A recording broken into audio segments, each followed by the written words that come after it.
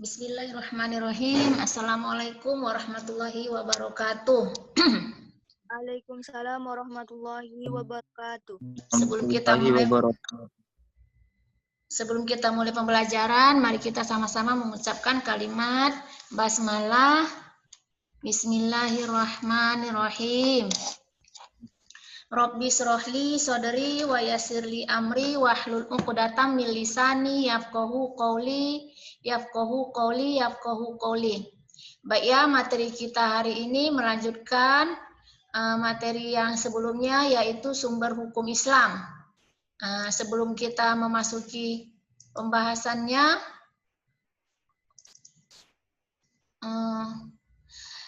Ibu bacakan dulu indikator pembelajarannya.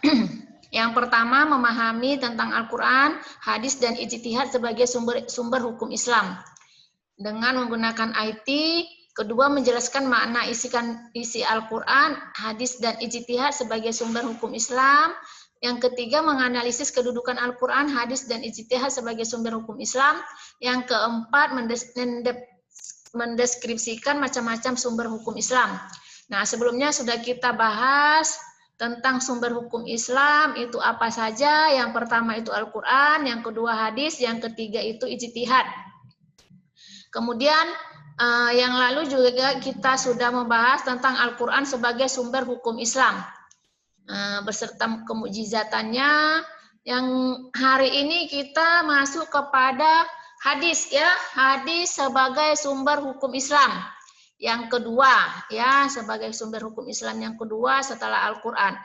Apa itu hadis? Hadis adalah sesuatu yang datang dari Nabi Muhammad SAW, baik berupa perkataan, perbuatan, dan persetujuan. Nah, jadi segala aktivitas Nabi Muhammad SAW, ya. Yang pertama itu adalah hadis. Jadi secara otomatis hadis ini terbagi kepada tiga, ya. Yang pertama, hadis itu disebut dengan hadis qauli, yaitu segala perbuatan Nabi segala perkataan Nabi Shallallahu Alaihi Wasallam. Yang kedua itu hadis fi'li, yaitu fi'li perbuatan, ya, segala perbuatan Nabi Shallallahu Alaihi Wasallam. Itu masuk dalam kategori hadis. Kemudian apalagi hadis itu yaitu hadis takriri atau persetujuan, ya, persetujuan Nabi. Misalkan apa yang dilakukan sahabat, kemudian Nabi diam, menyetujuinya, tidak melarang. Nah, itu juga masuk kepada hadis, yaitu persetujuan Nabi Shallallahu Alaihi Wasallam.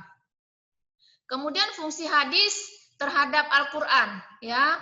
Fungsi hadis terhadap Al-Quran ini ada empat macam, ya, empat fungsi hadis terhadap Al-Quran, yaitu yang pertama bayan takrir, yang kedua bayan tafsir, yang ketiga bayan naskhi, yang keempat itu bayan tasri'. Nah,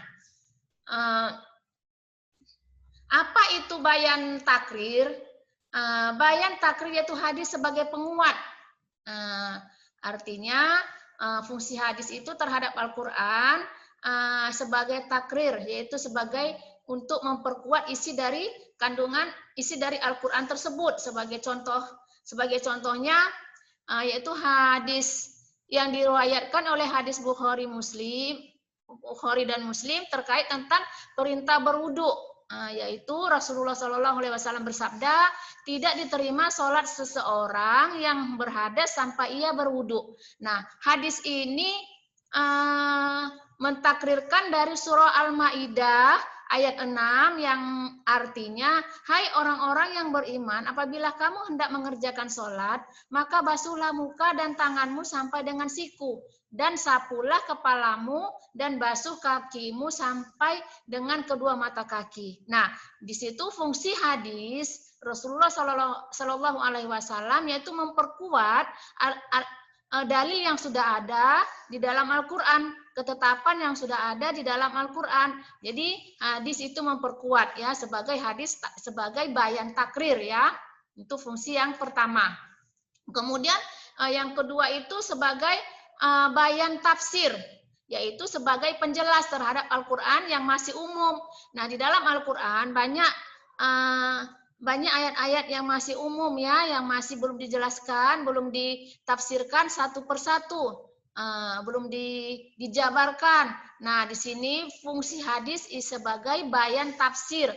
Nah, fungsi hadis sebagai bayan tafsir yaitu yang memperinci ya, tafsir itu hadis itu memperinci isi kandungan Al-Quran yang masih bersifat umum serta memberikan batasan-batasan atau persyaratan pada ayat-ayat yang bersifat mutlak atau takyid. Nah, apa contohnya? Yaitu contohnya Nabi Shallallahu Alaihi Wasallam bersabda mengenai tentang hukum pencurian ya. Rasulullah Shallallahu Alaihi Wasallam didatangi seorang yang membawa seorang pencuri kepada beliau, memotong tangan pencuri tersebut dan pergelangan tangannya ya.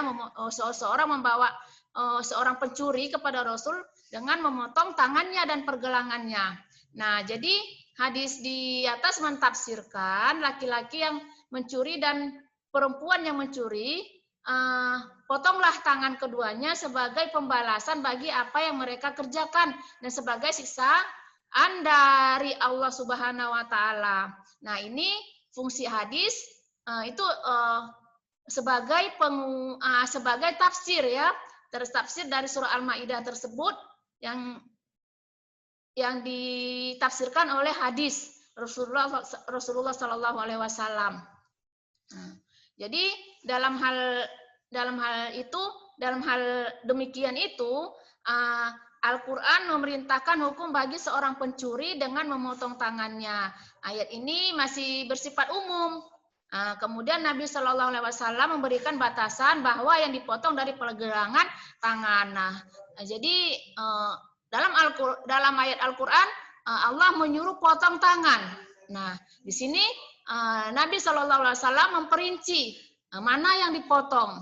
Nah, di situ di dalam hadis Nabi Shallallahu Alaihi Wasallam bahwa yang dipotong itu ada batasan-batasannya, yaitu pergelangan tangan. Nah, kalau pergelangan tangan ini dipotong tidak meninggal ya, tidak mati.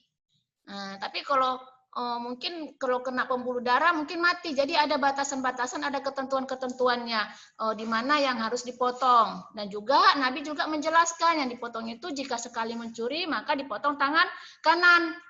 Mencuri yang kedua kali itu dipotong kaki kiri. Mencuri ketiga kali itu dipotong tangan kiri. Yang mencuri keempat kali itu dipotong kaki kanan. Jadi selang-seling. Jadi itu tidak ada di dalam Al-Quran, tetapi ada pada hadis Nabi Shallallahu Alaihi Wasallam. Kemudian yang ketiga sebagai bayan naskhi, yaitu hadis menghapus atau menasah hukum yang diterangkan di dalam Al-Quran. Misalnya tentang kewajiban wasiat ya. Jadi di sini sebagai penghapus ya, penghapus hukum yang diterangkan di dalam Al-Quran. Nah, jadi dalam hal ini sebagian ulama berpendapat ini tidak termasuk ya fungsi hadis. Tetapi sebagian ulama, kebanyakan ulama mengatakan ini termasuk dalam fungsi hadis. Apa contohnya? Yaitu tidak ada wasiat bagi ahli waris. Nah, hadis ini menasah Quran surah Al-Baqarah ayat 180 yang artinya diwajibkan atas kamu apabila seseorang di antara kamu kedatangan tanda-tanda kematian, jika ia meninggalkan harta yang banyak, berwasiat untuk ibu, bapak, dan karib kerabat secara ma'ruf. Ini adalah kewajiban atas orang-orang yang bertakwa. Nah, di dalam Al-Quran sudah dijelaskan bahwa harus diwasiatkan kepada kaum kerabat ya, kepada ibu bapak. Nah, hadis di sini menasah atau menghapuskan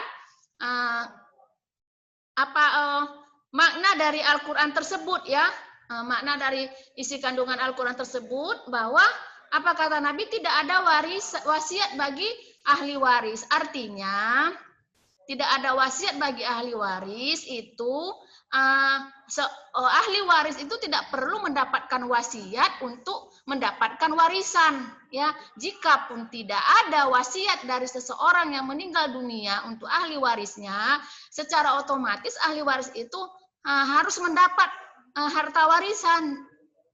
Jadi tidak ada mesti diwasiatkan, otomatis dia tanpa wasiat pun kaum kerabat itu mendapat harta warisan. Nanti di kelas 12 kita bahas tentang siapa saja yang mendapat harta warisan tersebut ya. Nah, itu sebagai fungsi sebagai bayan naskhi, menghapuskan makna yang ada di dalam Al-Qur'an. Kemudian yang keempat itu adalah bayan tasri'. Apa itu bayan tasri'? Yaitu hadis yang menciptakan hukum syariat atau aturan-aturan yang belum dijelaskan dalam Al-Quran. Nah, ini ya, apa yang tidak ada hukum-hukumnya di dalam Al-Quran, maka hadislah yang menetapkan hukumnya. Jadi dalam hal ini juga hadis itu berfungsi sebagai sebagai penetap hukum ya, penetap hukum yang tidak ada di dalam Al-Qur'an. Ya, sebagai penetap hukum. Jadi membuat hukum baru ya. Hadis Nabi itu membuat hukum yang baru. Apa contohnya? Yaitu keharaman mengumpulkan atau memadu dalam pernikahan wanita dengan bibinya. Nah, itu ya. Jadi dalam pernikahan itu haram, tidak dibolehkan mengumpulkan ataupun dalam satu masa perkawinan itu antara seorang perempuan dengan bibinya. Yaitu bibinya itu bibi tahulah kan, adik dari ayah perempuan tersebut. Nah, adik perempuan ya. Nah, itu tidak boleh digabungkan, sama seperti seorang wanita digabungkan dengan kakaknya atau adiknya. Nah, itu tidak boleh. Nah, di situ sebagai hadis tersebut sebagai pembuat hukum yang baru. Nah, sedangkan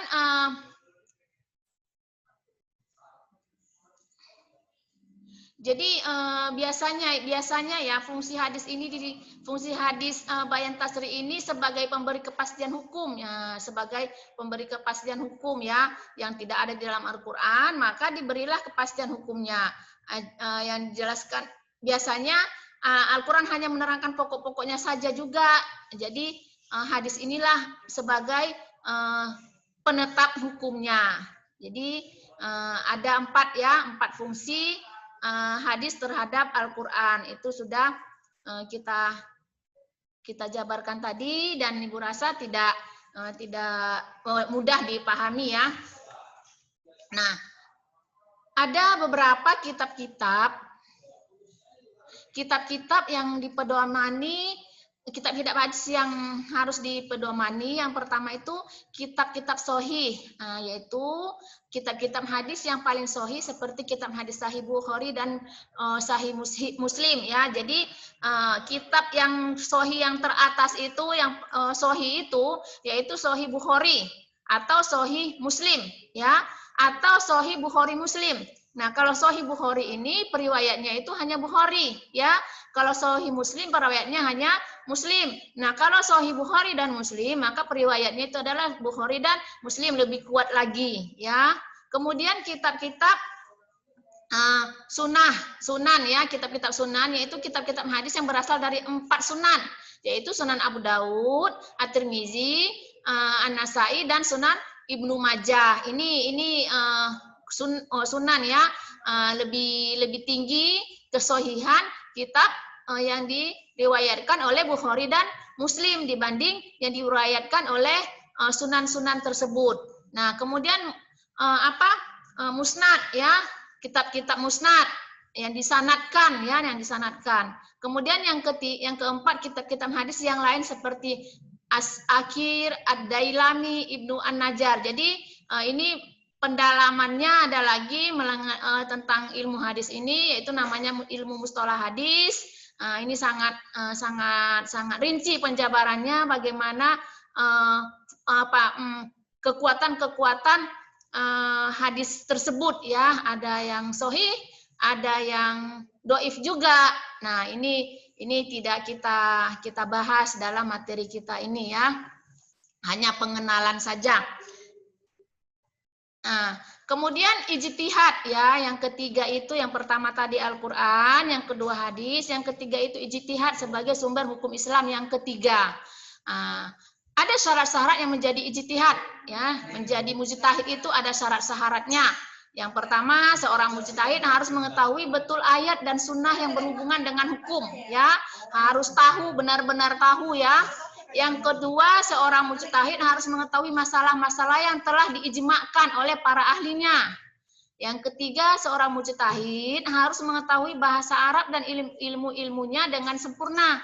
Karena kenapa harus bahasa Arab? Karena hadis-hadis tersebut turunnya dengan diriwayatkan dengan bahasa Arab. Karena Nabi Shallallahu Alaihi Wasallam berbahasa Arab. Nah, untuk kemudian Al-Quran juga berbahasa Arab. Jadi harus mengetahui bahasa Arab dan ilmu-ilmunya dengan sempurna. Nah, ilmu bahasa Arab ini ada ya, banyak ada ilmu nahu, sorof, bayan, mantik, balaghah. Nah, itu harus dikuasai oleh seorang mujtahid ya. Kemudian seorang mujtahid harus mengetahui nasakh dan mansukh. Nah, ini ada yang mana hadis yang sudah dinasakh, yang mana yang belum ya. Yang mana yang dinasakh itu maksudnya yang dibatalkan ya, yang dihapuskan, yang mana hadis yang menghapuskan. Ini namanya nasakh mansukh ya. Nasikh itu penghapus, mansukh itu yang dihapus. Jadi ada nanti hadis-hadis yang sudah dihapus. Ada juga dan ada hadis penghapusnya. Kemudian seorang mujtahid harus mengetahui usul fikih ya. Usul fikih itu salah satu ilmu yang harus dikuasai oleh seorang mujtahid. Usul fikih ya. Kemudian seorang mujtahid harus mengetahui dengan jelas rahasia-rahasia tasyri'. Ini juga harus tahu ya, jelas dia makna-makna yang terkandung. Nah, di situ ada ilmunya ya, ada ilmunya, ada ilmu bahasa Arab yang tadi syarat yang ketiga itu bahasa Arab dan ilmu-ilmunya ya. Setelah tahu ilmunya, maka tahulah jelas rahasia-rahasia tasyri' yang terkandung di dalam Al-Quran dan hadis. Kemudian seorang mujtahid harus mengetahui kaidah-kaidah usul fikih ya. Kemudian seorang mujtahid harus mengetahui seluk beluk kias. Nah, ada juga kias nanti dari sumber hukum Islam yang ketiga ini ijtihad, nanti ada kias ya. Ada beberapa cabangnya lagi ya. Nah, ini dia macam-macam ijtihad. Nah, macam-macam ijtihad itu yang pertama itu adalah ijma'. Nah, ijma' ini adalah kumpulan pemikiran ya, kumpulan pemikiran yang sungguh-sungguh dalam menetapkan hukum. Nah, itu ijma' ya. Ijma' itu syaratnya tadi sudah kita sebutkan di atas. Ijma' itu ya, yaitu syarat-syarat mujtahid ini ya. Nah, ijma'. Kemudian yang kedua itu kias, yaitu kias ini yaitu menyamakan suatu hukum atau suatu perkara yang tidak ada pada masa Rasulullah ya.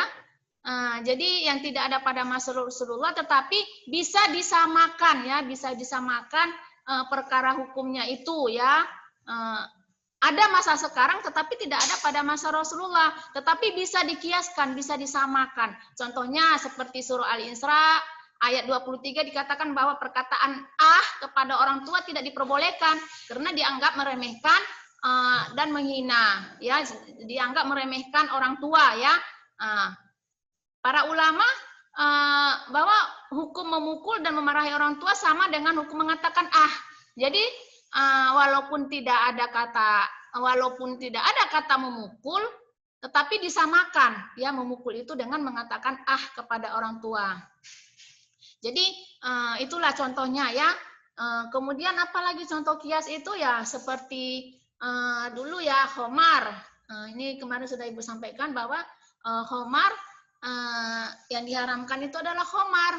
Nah, pada saat zaman Rasulullah Shallallahu Alaihi Wasallam itu seperti narkoba, ekstasi, apalagi morfin itu kan tidak ada. Nah, itu bisa dijadikan sebagai sumber hukumnya dengan kias, ya, kias. Persamaan, ya, sama-sama menghilangkan akal, ya, sama-sama merusak kesehatan. Kemudian yang ketiga itu maslahah mursalah, ya, maslahah mursalah, yaitu hukum yang berdasarkan atas pertimbangan kegunaan dan manfaatnya. Contohnya di dalam Al-Quran ataupun hadis tidak terdapat dalil yang memerintahkan untuk membukukan ayat-ayat Al-Quran. Kan tetapi untuk kemaslahatan, untuk demi banyaknya manfaat bagi umat Islam berikutnya, maka dibukukanlah Al-Quran tersebut.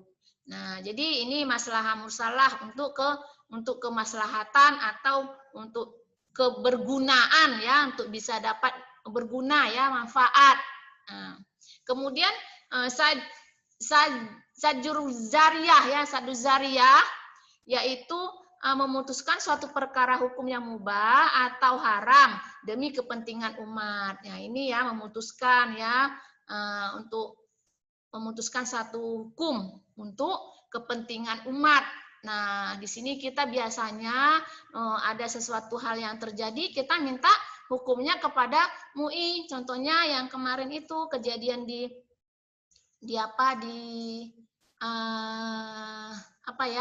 kejadian penghinaan Al-Quran. Nah, kita rame-rame meminta ketentuan hukumnya kepada MUI. Nah, ini ya untuk menentukan suatu perkara, ya, menentukan suatu perkara. Kemudian yang kelima istishab, yaitu tindakan dalam menetapkan suatu ketetapan sampai ada alasan yang mengubahnya, ya. Jadi contoh seorang yang ragu-ragu apakah ia sudah berwudu atau belum, di saat seperti ini ia harus berpegang pada yakin kepada sebelumnya ia berwudu, sehingga ia harus berwudu kembali karena sholat tidak sah bila tidak berwudu. Nah, ini tindakan yang menetapkan suatu ketetapan hukum sampai ada alasan yang mengubahnya. Jadi begini, ini contohnya ya Ibu sampaikan, kita ini mau sholat zuhur misalnya, kita ragu, tadi udah wudu enggak ya? Udah wudu enggak ya? Kan gitu. Nah, apa yang sudah pasti tidak berwudu? Berwudu sudah pasti tidak. Yang kita ragu itu apakah kita sudah berwudu atau belum. Nah, di situ kita mengambil yang kepastian bahwa kita tidak berwudu, maka kita harus berwudu lagi. Nah, jika kita yang ragu itu apakah sudah batal, tadi kita sudah yakin bahwa kita berwudu. Kita sudah yakin bahwa kita berwudu untuk kemudian kita mungkin sebelum sholat ada singgah di satu tempat, agak terjedah dia waktu kita mau sholatnya itu tadi lagi kan, kita ragu, tadi udah batal enggak ya? Padahal kita yakin sudah berwudu, tapi kita ragu apakah sudah batal atau tidak. Batal enggak ya? Batal enggak, ada enggak tadi buang angin, kan gitu. Di situ yang mana kita yakin? Kita sudah yakin berwudu, yang kita ragukan batalnya, maka diambillah yang yakin bahwa kita sudah berwudu, udah sholat aja. Kita yakin bahwa kita sudah berwudu. Yang ragu itu adalah batal atau tidaknya.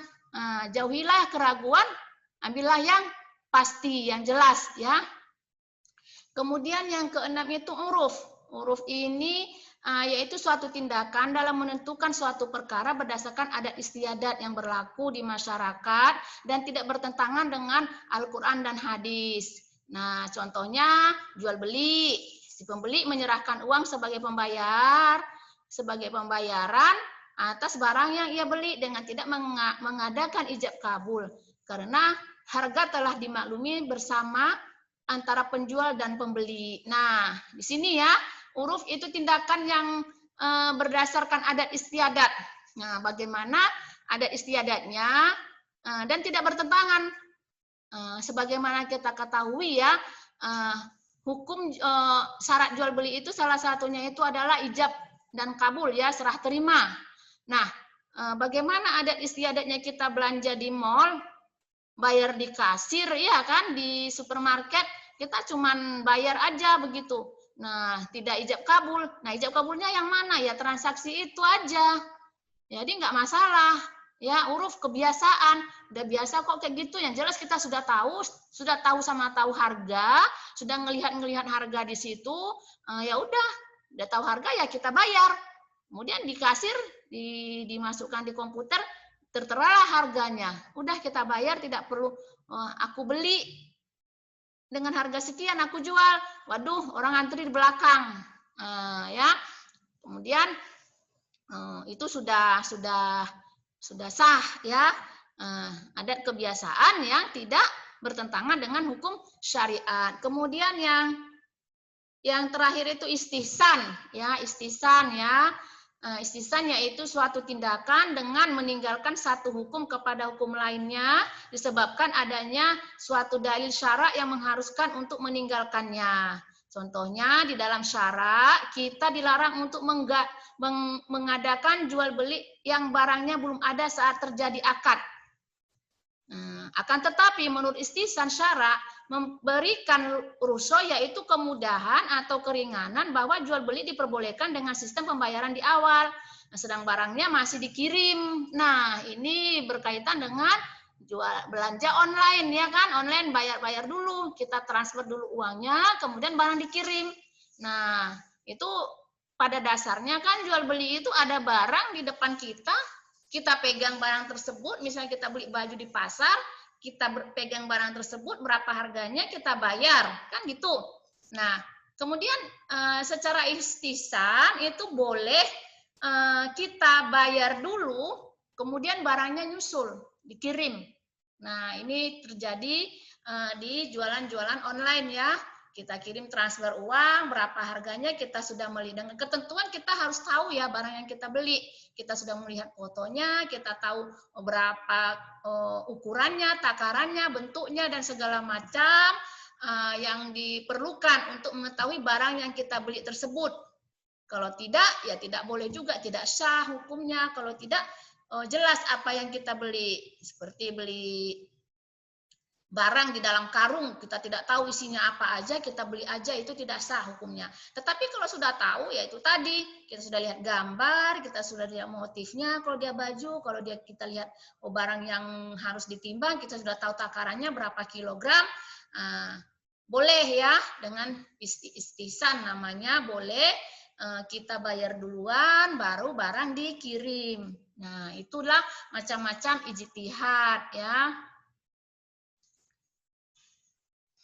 Nah, jadi di sini juga ada contoh ya, penentuan 1 Ramadan, contoh ijtihad itu para ulama berkumpul untuk berdiskusi, mengeluarkan pendapatnya untuk menentukan awal Ramadan dan penentuan 1 Syawal. Ini jelas, inilah salah satu contoh yang ijtihad yang sangat jelas ya, setiap tahun kita dilaksanakan oleh MUI dan Kementerian Agama di Indonesia menetapkan tanggal 1 Ramadan. Baik ya. Sekali lagi satu pembahasan lagi ya. Hukum taklifi. Ini kita sudah tahu ya, pengertian hukum taklifi itu adalah hukum yang diterapkan kepada orang Islam yang telah terkena syarat terhukum, yaitu dewasa, baligh, berakal, tidak gila. Hal ini berkaitan dengan perintah dan larangan Allah. Jadi ada 5 hukum taklifi yang berkaitan dengan larangan dan perintah Allah Subhanahu wa taala. Itu wajib, sunnah, mubah, haram, dan makruh. Fungsi dan kedudukan hukum taklifi ini yaitu menyadarkan manusia bahwa ia mempunyai kewajiban untuk taat dan patuh kepada Allah Subhanahu wa taala, membedakan antara perintah Allah dan larangannya, memberikan penjelasan bahwa setiap amal perbuatan manusia akan dipertanggungjawabkan di hadapan Allah, menyadarkan manusia bahwa ia sebagai khalifah di bumi ini mempunyai tanggung jawab yang besar. Nah, jadi ada 5 hukum taklifi, yaitu wajib, yaitu hukum syariat yang harus dilaksanakan ya, harus dilaksanakan, di mana berpahala melaksanakannya dan berdosa meninggalkannya ya. Kalau meninggalkan terkena hukum, dikenai hukuman ya. Kemudian sunnah, nadab ya, tuntunan syariatnya yaitu berpahala melaksanakannya, tetapi tidak berdosa meninggalkannya. Kemudian yang ketiga itu adalah mubah atau ibahah, perbuatan yang tidak ada pahala atau paksaan bagi yang mengerjakannya atau tidak mengerjakan. Jadi nggak ada ngaruh apa-apa. Mau dikerjakan juga tidak berpahala, ditinggalkan juga tidak berdosa. Contohnya apa? Makan. Ya kalau mau makan ya mubah aja, boleh-boleh aja mau makan. Tetapi bisa nggak jadi ibadah? Bisa. Semua perbuatan yang mubah itu bisa bernilai ibadah dengan niat, ya, tergantung kepada niatnya. Misal kita berpakaian itu kan boleh berpakaian yang bagus, ya kan? Tetapi dengan niat kita tadi untuk beribadah, untuk supaya kita gemar untuk beribadah itu, kita beli pakaian itu tadi, yang kita beli itu bagus, misal beli mukena, aku beli mukena, mudah-mudahan dengan beli mukena ini aku semakin rajin untuk beribadah. Nah, di situ kita sudah dapat nilai ibadahnya, nilai pahala ibadah yang kita laksanakan dengan niat yang baik. Tetapi hukumnya gimana? Ya boleh-boleh aja mau beli mukena juga nggak berpahala, juga nggak dibeli juga tidak berdosa. Gitu ya. Kemudian makruh atau karohah, ketentuan yang bila dikerjakan tidak mendapat dosa, tetapi ditinggalkan berpahala. Contohnya, makan bawang, makan jengkol, ya kan? Kita mau makan juga tidak berdosa, tetapi kalau kita tinggalkan kita berpahala. Kenapa? Karena bau aroma jengkol itu kan bau ya, mengganggu baik pernafasan kita. Jika kita bicara dengan orang lain, orang akan tutup hidung, mengganggu ya, mudarat bagi orang lain. Atau dari kamar mandi ya, air kencing, kita buang air kecil itu bisa baunya kemana-mana, jadi orang terganggu, apalagi di tempat umum. Nah, inilah kenapa dia jadi makruh ya, dimakan, berpahala ditinggalkan. Tetapi kalau dimakan ya tidak berdosa, nggak apa-apa. Nah, kan gitu. Kemudian haram. Haram ini kita sudah jelas-jelas tahu bahwa berpahala ditinggalkan dan berdosa dikerjakan. Nah, banyak ya, seperti minum khamar, berzina, dan segala macam dosa yang sudah kita pelajari waktu kelas 10 kalau Ibu nggak salah ya, dosa besar dan dosa kecil. Ini haram ya. Haram yaitu berpahala ditinggalkan, berdosa dikerjakan. Baik ya, sampai di sini dulu pertemuan kita hari ini. Untuk diskusi kita boleh di WA atau di psikologi. Wabillahi taufik wal hidayah. Mari sama-sama kita mengakhiri dengan mengucapkan hamdalah. Assalamualaikum warahmatullahi wabarakatuh. Waalaikumsalam warahmatullahi Waalaikumsalam warahmatullahi wabarakatuh. Waalaikumsalam warahmatullahi wabarakatuh.